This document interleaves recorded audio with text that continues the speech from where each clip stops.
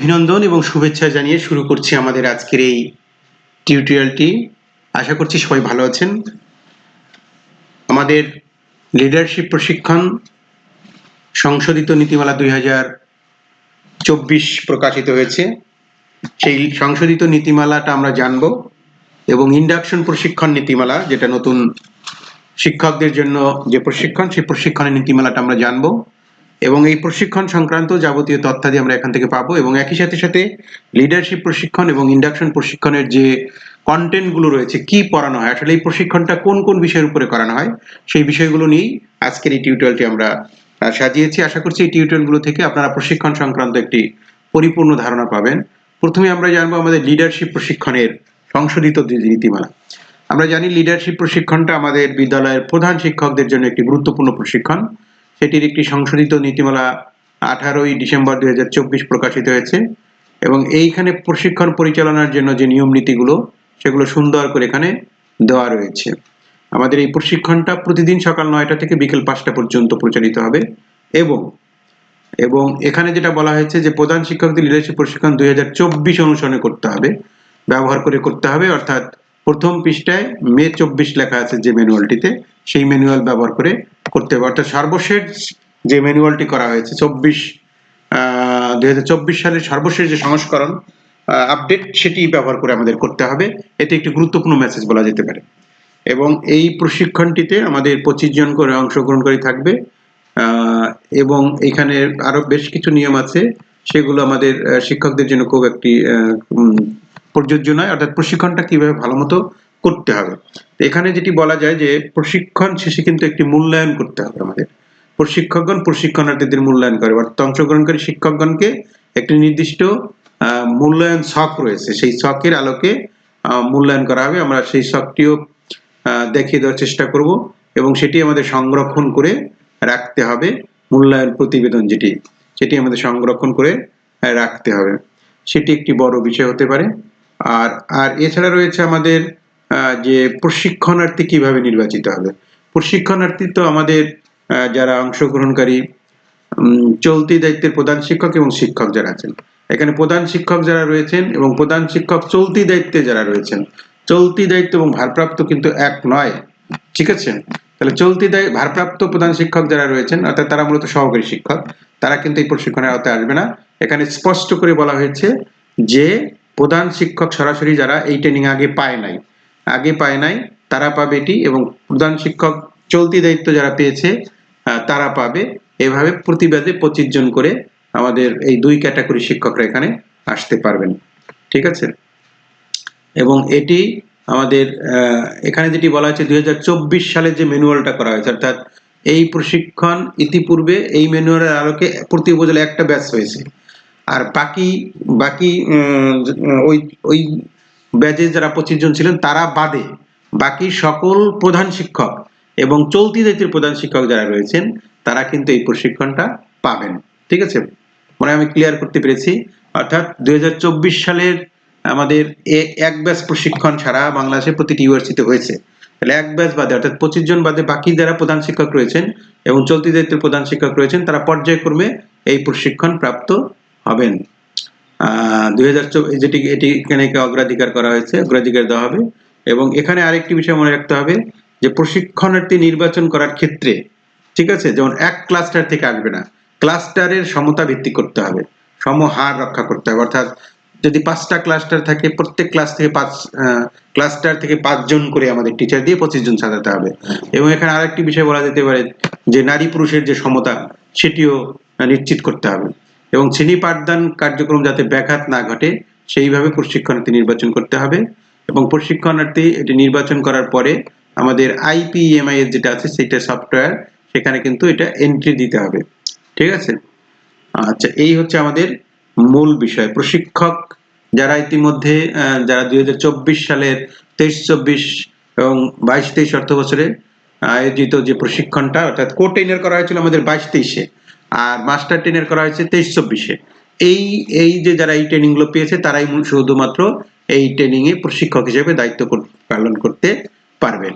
এখানে জেলা প্রাথমিক শিক্ষা অফিসার এবং PTA সুপার আন্তঃ সমন্বয় করে প্রশিক্ষক দিবেন। অর্থাৎ ইউআরসি গুলো থেকে দিবেন পিটিএ সুপারিনটেন্ডেন্ট এবং এটিও যারা রয়েছেন তাদেরকে জেলা প্রাথমিক শিক্ষা অফিসার ডেপুটেশন প্রদান করবেন। ঠিক আছে, এই হচ্ছে আমাদের প্রশিক্ষক নির্বাচনের নীতিমালা।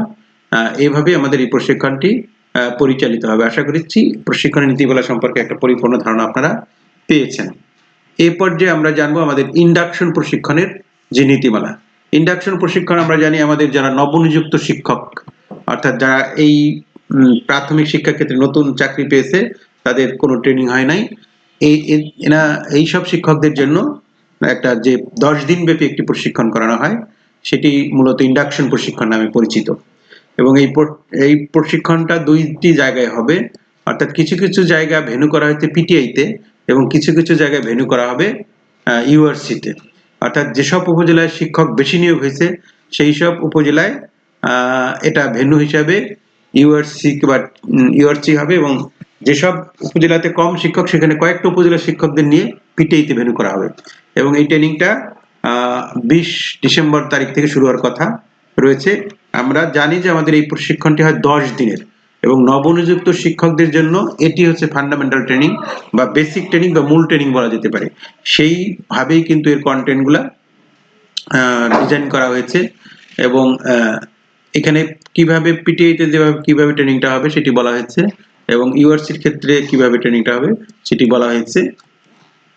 এই হচ্ছে আমাদের বেসিক নিয়ম নীতি এবং প্রতিটি প্রশিক্ষণে আমাদের 9টা থেকে 5টা পর্যন্ত হয়, এটি আমরা জানি। এই হচ্ছে আমাদের মৌলিক নীতিমালা বলা যেতে পারে। ঠিক আছে, এই পর্যায়ে আমরা জানবো শুধুমাত্র আমাদের নবীন শিক্ষক যারা তারাই কিন্তু এই প্রশিক্ষণটা পাবে। এই পর্যায়ে আমরা জানবো আমাদের ইন্ডাকশন ট্রেনিং নীতি ম্যানুয়ালের যে মূল বিষয়গুলো, অর্থাৎ এই লিডারশিপ প্রশিক্ষণের যে মূল ম্যানুয়ালটা, সেই ম্যানুয়ালের কি কি বিষয়বস্তু নিয়ে আসলে এই 14 দিন ব্যাপী ট্রেনিংটা করানো হয়েছে। আমরা বলেছি শুরুতেই যে পরিবর্তিত পরিস্থিতি এবং বিশ্ব প্রেক্ষাপট বিবেচনা নিয়ে এই ম্যানুয়ালটা রিভাইজ করা হয়েছে, অর্থাৎ পরিমার্জিত 2024 সালের যে ম্যানুয়াল প্রণয়ন করা হয়েছে এই ম্যানুয়ালটা আমাদের ফলো করতে হবে। পরিমার্জিত 24 লেখা আছে যেটার মধ্যে, ঠিক আছে, এই ম্যানুয়ালটি ফলো করতে হবে। এবং এই ম্যানুয়ালে মূলত একটি স্কুলকে ভালো স্কুল করতে গেলে আমাদের যে একজন দক্ষ প্রধান শিক্ষকের দরকার হয়, সেই বিষয়টিকে মাথায় রেখে ম্যানুয়ালে অনেকগুলো বিষয় নতুন নতুন করে দেওয়া হয়েছে। এখানে আমরা যদি একটু মূল যে বিষয়গুলো আমরা সেশন ওয়ারি একটু দেখি, তাহলে একটা পরিপূর্ণ ধারণা আমরা এখান থেকে পেয়ে যাব। এখানে একটা ভূমিকা দেওয়া হয়েছে, এখানে এই প্রশিক্ষণের যে মূল লক্ষ্য সেটি হচ্ছে আমাদের প্রধান শিক্ষকের নেতৃত্বে ডেভেলপ করা, অর্থাৎ প্রধান শিক্ষকের নেতৃত্বে একটি আদর্শ বিদ্যালয় বিনির্মাণ করা। এটা হচ্ছে আমাদের এই প্রশিক্ষণের লক্ষ্য। আমাদের আলটিমেট গোল হচ্ছে একটা স্কুলকে ভালো স্কুল করা, একটা স্কুলকে স্বপ্নের আদর্শ স্কুলে পরিণত করা। সেটি যদি করতে চাই, আমরা কিন্তু বাংলাদেশের অনেক অনেক জেলাতে উপজেলাতে অনেক ভালো ভালো মানের স্কুল কিন্তু আমাদের অনেক ভালো মানের প্রধান শিক্ষকরা তৈরি করেছে। সেই যে প্রধান শিক্ষক, তার যে গুণাবলী, তার যে নেতৃত্ব, তার সাথে আমার বিদ্যালয়ের বা আমাদের বিদ্যালয়ের কি পার্থক্য আমরা তুলনা করতে পারবো, এবং তুলনা করে আমার বিদ্যালয়টিকে আমি কিভাবে অধিকতর কার্যকর একটা বিদ্যালয় বা ভালো বিদ্যালয় করতে পারি, সেটি কিন্তু এই প্রশিক্ষণের মূল উদ্দেশ্য। এবং 14 দিনের প্রশিক্ষণের বিষয়বস্তু ওভাবে নির্ধারণ করা হয়েছে। এখানে যেটি বলা হয়েছে যে 13 দিন প্রশিক্ষণ হবে মুখোমুখি এবং 1 দিন হবে, অর্থাৎ নবম দিন যেটা 8 দিনের পরে নবম দিন যেদিন, সেদিন আমাদের একটা অগ্রগামী বিদ্যালয় পরিদর্শন ব্যবস্থা রাখা হয়েছে। অগ্রগামী বিদ্যালয় বলতে কি বুঝি আমরা? অ্যাডভান্স স্কুল, অর্থাৎ ভালো মানের স্কুল পরিদর্শনের ব্যবস্থা রাখা হয়েছে। এবং এই প্রশিক্ষণে আরেকটা যে বিষয় রয়েছে, 60 কর্মদিবস প্রশিক্ষণ শেষে অর্থাৎ 14 দিন শেষে পরবর্তী 2 মাসের মধ্যে একটা অ্যাকশন প্ল্যান, অর্থাৎ প্রশিক্ষণের মধ্যে একটা অ্যাকশন প্ল্যান করে নিতে হবে যে আমি আগামী 2 মাসে আমার বিদ্যালয়ে কিভাবে করব, নিজ বিদ্যালয়ে এই যে কার্যক্রমগুলো কিভাবে অনুশীলন করব, সেটি অনুশীলন পূর্বক প্রমাণক সহ প্রতিবেদন প্রস্তুত করে 2 মাস পরে সেটি জমা দিতে হবে উপজেলা শিক্ষা অফিসে এবং ইউনিভার্সিটির ইন্সট্রাক্টরের নিকট জমা দেওয়ার নির্দেশনা রয়েছে। অর্থাৎ এই যে 14 দিনের যে প্রশিক্ষণটা, সেই প্রশিক্ষণটাকে একটি কার্যকর প্রশিক্ষণ হিসেবে ধরা হয়েছে বা করা হবে, এবং সেই প্রশিক্ষণের শেষে ফলো আপ রাখা হয়েছে, অর্থাৎ 2 মাস বা 60 কর্মদিবস তারা বিদ্যালয়ে গিয়ে প্রধান শিক্ষকরা প্রশিক্ষণলব্ধ জ্ঞানের অনুশীলন করে 2 মাস পরে একটা 2 মাসের মধ্যে তিনি স্কুলে কি কি পরিবর্তন আনতে পেরেছেন বা তার কর্মপরিকল্পনায় কি কি পরিবর্তন করার ইচ্ছে রয়েছে, সেরকম একটি প্রতিবেদন তিনি জমা দিবেন। এখানে আমাদের 14 দিনে প্রতিদিন 4টা করে সেশন থাকবে, মোট 52টা সেশন করা হয়েছে এখানে, এবং প্রতিদিনই পূর্ববর্তী দিনের পুনরালোচনা করা হবে। এখানে আমাদের শুধু থিওরি নির্ভর না, এটা অনেকটা বাস্তব উদাহরণ, চিত্র, অডিও, ভিডিওর মাধ্যমে হাতে কলমে শিক্ষা এবং অনেক ভিডিও দেখানো, অভিনয় আছে, এইরকম অনেক ধরনের কৌশল কিন্তু এখানে করা হয়েছে। এবং একটা ফিল্ড ভিজিট অর্থাৎ একটা আদর্শ স্কুল পরিদর্শনের ব্যবস্থা এখানে রাখা হয়েছে, যাতে পরিদর্শনের মধ্য দিয়ে তারা তাদের যে কাঙ্ক্ষিত ভালো মানের বিদ্যালয় বলতে আসলে কি বোঝায় সেটি এক নজরে তারা দেখতে পারে এবং সেইভাবে তারা তার বিদ্যালয়কে পরিবর্তন করতে পারে। এই ছিল মূলত আমাদের মূল বিষয়। এরপর যে আমরা জানবো আমাদের কি কি কন্টেন্ট রয়েছে, অর্থাৎ প্রথম দিন যেমন আমাদের প্রশিক্ষণের মূল্যায়ন, নিয়ম নীতি, প্রশিক্ষণ কাঠামোটা আমরা বলছি এখানে, প্রশিক্ষণ কাঠামো। আর এখানে আমরা যেটা বলা হয়েছে যে আমাদের একটি আদর্শ বিদ্যালয় বিনির্মাণ, কিন্তু এখানে আমরা একটি বিদ্যালয় নিয়ে না গিয়ে আমরা দল ভিত্তিক 5টি বিদ্যালয় নির্বাচন করতে পারি। তার মধ্যে 2টি বা 3টি হতে পারে ভালো মানের বিদ্যালয়, এবং ওই উপজেলায় বা পার্শ্ববর্তী উপজেলায় যদি সহজ যাওয়ার ব্যবস্থা রাখা যায় বা থাকে, তাহলে পার্শ্ববর্তী জেলা বা উপজেলাতে যদি ভালো মানের স্কুল থাকে, সেক্ষেত্রে জায়গা কিন্তু আমাদের প্রশিক্ষণার্থীদের নিয়ে যেতে পারি। কারণ কোনো কিছু সরাসরি দেখে মানুষ যতটুকু শেখে, সেটা কিন্তু হাতে কলম মানে বইপত্র পড়ে কিন্তু এইভাবে হয় না। সেজন্য ভালো মানের স্কুল দেখানোর জন্য যদি পার্শ্ববর্তী উপজেলায় যাওয়ার সুযোগ থাকে বিদ্যমান নীতিমালার মধ্যে, তাহলে অবশ্যই সেই ভালো মানের স্কুলে তাদেরকে দেখানোর সুযোগ করে দেওয়া, এবং একই সাথে 3টা ভালো মানের স্কুল বা এবং 2টা অপেক্ষাকৃত কম ভালো স্কুল সেটিও দেখতে পারি। তাহলে আমাদের একটি তুলনামূলক চিত্র আমরা এখান থেকে দেখতে পারবো। এবং দল ভিত্তিক আমরা প্রতি দলে 25 জন থাকলে প্রতি দলে 5 জন করে একটি স্কুল পরিদর্শন করবে, এবং দিনব্যাপী কিন্তু এটা পরিদর্শন হবে। এরপরে আমাদের একটি স্বপ্নের বা আদর্শ বিদ্যালয় কি হতে পারে সেটির একটি নমুনা এখানে দেখানো হয়েছে। স্বপ্নের আদর্শ বিদ্যালয় এর সাথে আমার নিজ বিদ্যালয়ের তুলনা করব। আমি যে বিদ্যালয়ে আছি সেই বিদ্যালয়ের তুলনা করব। প্রত্যেক প্রধান শিক্ষক যে বিদ্যালয়ে রয়েছেন সেই বিদ্যালয়ের সাথে যে ভালো মানের বিদ্যালয়টা যে দেখলাম আমরা, সেই ভালো মানের বিদ্যালয় বা কম ভালো মানের বিদ্যালয় দেখলাম, সেটার মধ্যে ডিফারেন্সটা কি তুলনা করা, অর্থাৎ আত্মমূল্যায়ন করা। এবং উন্নত বিদ্যালয় বিনির্মাণে প্রধান শিক্ষকের যে নেতৃত্ব সেটি কিভাবে ডেভেলপ করা যায়। আমাদের এখানে অনেক ব্রেইন স্ট্রমিং, দলগত উপস্থাপন, ভিডিও প্রদর্শন, এরকম অনেকগুলো অ্যাক্টিভিটিসের মাধ্যমে মূলত করা হয়েছে, অর্থাৎ শুধু থিওরি নির্ভর নয়। এবং ডে 2তে যেটা রয়েছে আদর্শ বিদ্যালয় বিনির্মাণে একজন প্রধান শিক্ষকের ভূমিকা, এটা কেস স্টাডি দেওয়া হয়েছে, এবং এখানে একটা মুভি রয়েছে। সেই মুভির মধ্য দিয়ে আমরা আমাদের একটি বিদ্যালয়কে কিভাবে ভালো মানের বিদ্যালয় করা হয় সেই মুভি বা সিনেমার মাধ্যমে সেটি কিন্তু তুলে ধরা হয়েছে, সেটি দেখা। এরপরেই হচ্ছে আমাদের নেতা এবং নেতৃত্ব বিষয়গুলো চলে আসবে, এবং নেতা এবং ব্যবস্থাপকের মধ্যে পার্থক্য। এরপরে যেটি রয়েছে আদর্শিক প্রভাব সৃষ্টি বা উদ্বুদ্ধকরণ, অর্থাৎ একজন ভালো মানের প্রধান শিক্ষকের ভিতরে যে আদর্শিক প্রভাব রয়েছে, অর্থাৎ একটা মরালিটি বা একটা যেটাকে বলি আমরা আদর্শিক প্রভাব বলতে ইন্টেলেকচুয়াল ইনফ্লুয়েন্স করতে পারে, অর্থাৎ তার ভিতরের যে এক ধরনের মানুষকে প্রভাবিত করার যে শক্তি, সেটি দিয়ে কিভাবে একজন প্রধান শিক্ষক অন্যের উপর প্রভাব সৃষ্টি করে এবং অন্যকে কিভাবে মোটিভেট করতে পারে সেটা নিয়ে একটি সেশন করা হয়েছে।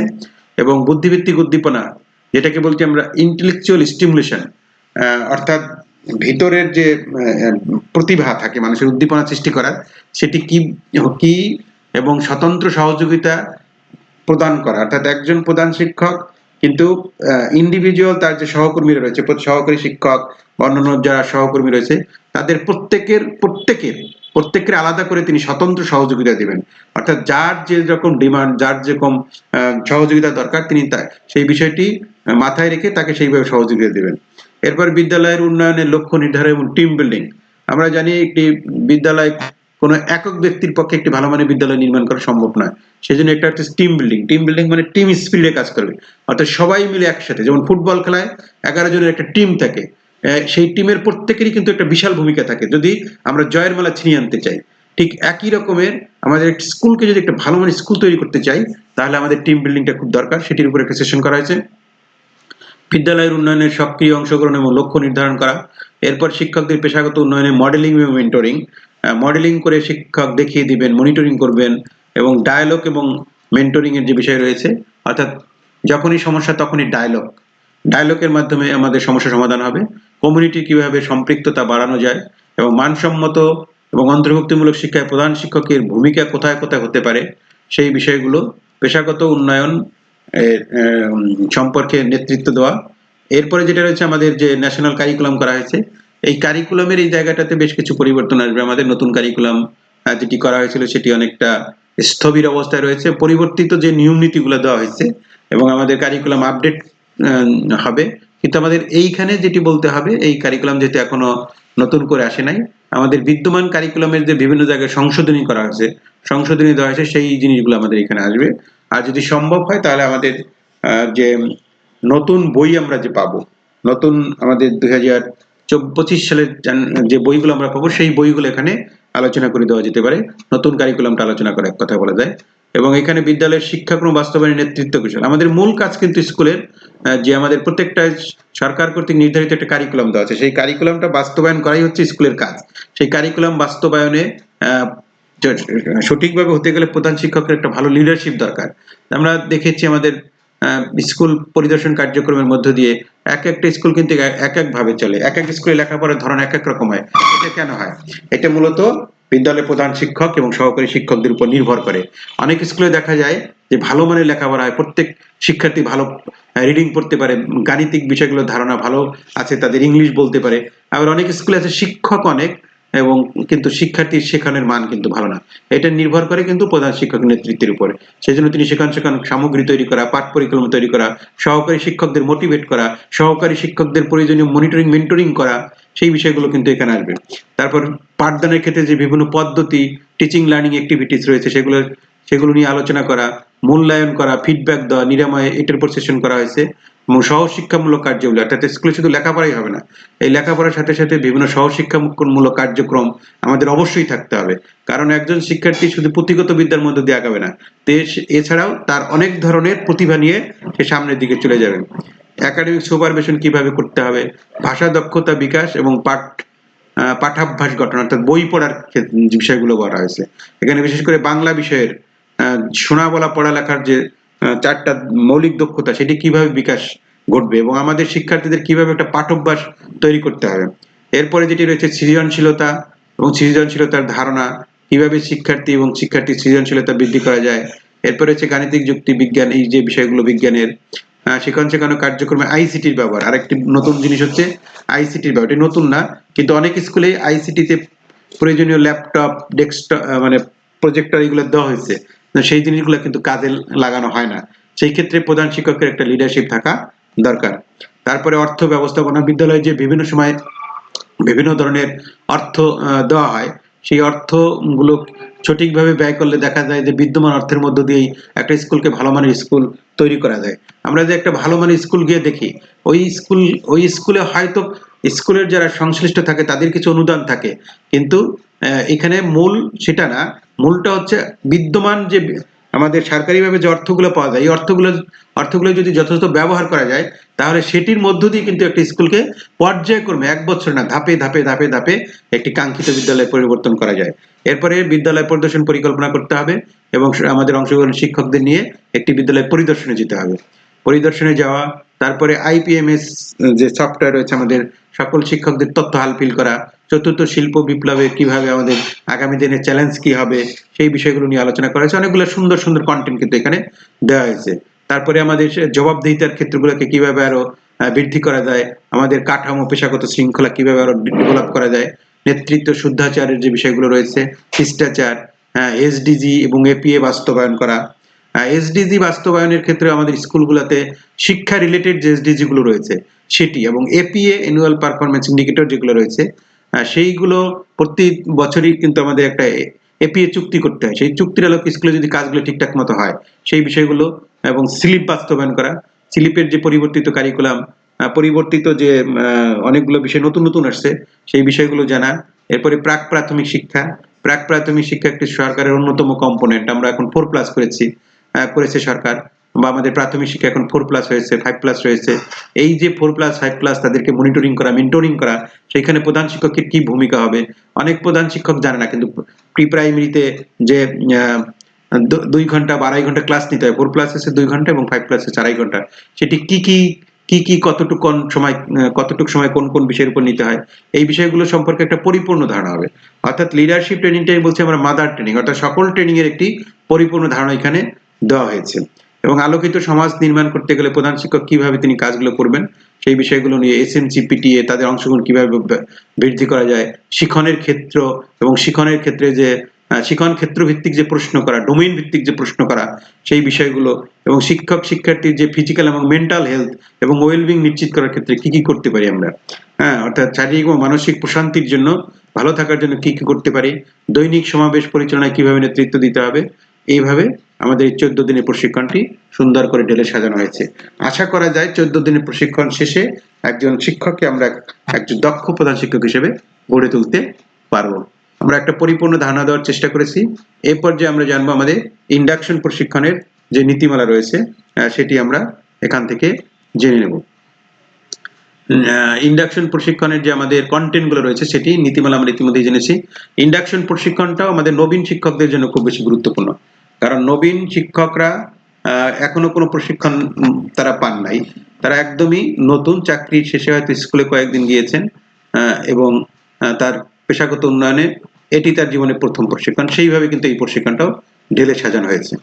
আমাদের এইখানে তারা মূলত আমাদের প্রথমে যেটা জানবে, তারা আমাদের যে প্রাথমিক শিক্ষার সাংগঠনিক ভিত্তি, অঙ্গীকার কি রয়েছে, প্রাথমিক শিক্ষার সাথে কোন শিক্ষা প্রতিষ্ঠান জড়িত, প্রাথমিক শিক্ষা ব্যবস্থাপনার কাঠামোটা কি হবে, এবং বিদ্যালয়ের লক্ষ্য উদ্দেশ্য কি। আমরা যে একটি স্কুল করলাম, বিদ্যালয় করলাম, এই বিদ্যালয়ের একটা লক্ষ্য আছে, একটা উদ্দেশ্য আছে, এবং কার কি কাজ, প্রধান শিক্ষকের কাজ কি, সহকারী শিক্ষকদের কাজ কি, সেই বিষয়গুলো সম্পর্কে একটি ধারণা তারা পাবে। এবং আমাদের বিদ্যালয়ের সাথে যে এসএমসি, পিটিএ, স্লিপ, এই কমিটিগুলো রয়েছে, সেই কমিটিগুলো সম্পর্কে, কমিটিতে কারা কারা থাকবে, কত সদস্য বিশিষ্ট কমিটি হবে, সেই বিষয়গুলো সম্পর্কে তারা একটা ধারণা পাবে। এরপরে একীভূত শিক্ষাটা কি, ইনক্লুসিভ এডুকেশনটা কি, SDG 4 এ কি রয়েছে এবং কোনগুলো আমাদের শিক্ষার সাথে জড়িত। PDB 4 যদিও শেষের পথে, এবং আমরা PDB 5 এ চলে যাব আগামী জুনের পরে। সেই PDB 4 সম্পর্কে জানা, বা আপকামিং PDB 5 এ কি পরিবর্তন আসতে পারে, সেই বিষয়গুলো জানা। এরপরে মানসম্মত প্রাথমিক শিক্ষার মূলত কি, মানসম্মত প্রাথমিক শিক্ষা বলতে কি বুঝি, এর সাথে কি বিষয় জড়িত থাকে, এই বিষয়গুলো আমরা জানবো। এবং শিক্ষাক্রম কি, প্রাথমিক শিক্ষার লক্ষ্য কি, উদ্দেশ্য কি, পরিবর্তিত কারিকুলামের আলোকে কিন্তু এগুলো বলতে হবে আমাদের। এবং প্রাথমিক শিক্ষার প্রান্তিক যোগ্যতা সবগুলোই কিন্তু আমাদের পরিবর্তিত কারিকুলামের আলোকে হবে। বিষয়ভিত্তিক প্রান্তিক যোগ্যতা পুনর্নির্ধারণ করা হয়েছে, সেই বিষয়গুলো কি সেই বিষয়গুলো, এবং আবশ্যকীয় শিক্ষণক্রম, বিস্তৃত পাঠ্যক্রম, সেই বিষয়গুলো নিয়ে, অর্থাৎ একাডেমিক যে বিষয়গুলো, লেখাপড়ার যে বিষয়গুলো, সেগুলি কিভাবে হবে, সেই বিষয়গুলো একটা পরিপূর্ণ ধারণা তারা এখান থেকে পাবে। এরপরে যে রয়েছে আমাদের পাঠ্যপুস্তক পরিচিতি, অর্থাৎ প্রাথমিক থেকে 4+ থেকে আরম্ভ করে 5+, প্রথম, দ্বিতীয়, তৃতীয়, চতুর্থ, পঞ্চম শ্রেণীর প্রত্যেকটা শ্রেণীতে কি বই আছে, সেই বিষয়গুলো, সব বইগুলো নিয়ে তারা ডিটেলস একটা ধারণা এখান থেকে পাবে। এবং এই বইগুলো পড়াতে গিয়ে তাদের শিক্ষক সংস্করণ, শিক্ষক সহায়িকা, নির্দেশিকা যেটা আছে, বার্ষিক পাঠ পরিকল্পনা কি, ক্লাস রুটিনটা কিভাবে করতে হয়, সম্পর্ক পঠন সামগ্রীগুলো কি দেওয়া আছে আমাদের স্কুলগুলোতে, সেই বিষয়গুলো সম্পর্কে একটি ধারণা পাবেন। এরপরে আমার চাইল্ড সাইকোলজিতে থাকবে শিক্ষা সম্পর্কে, শিশু সম্পর্কে একটা ধারণা, কারণ শিশুদের আমরা পড়াবো, আমাদের শিক্ষকরা কাদের পড়াবে, শিশুদেরকে পড়াবে।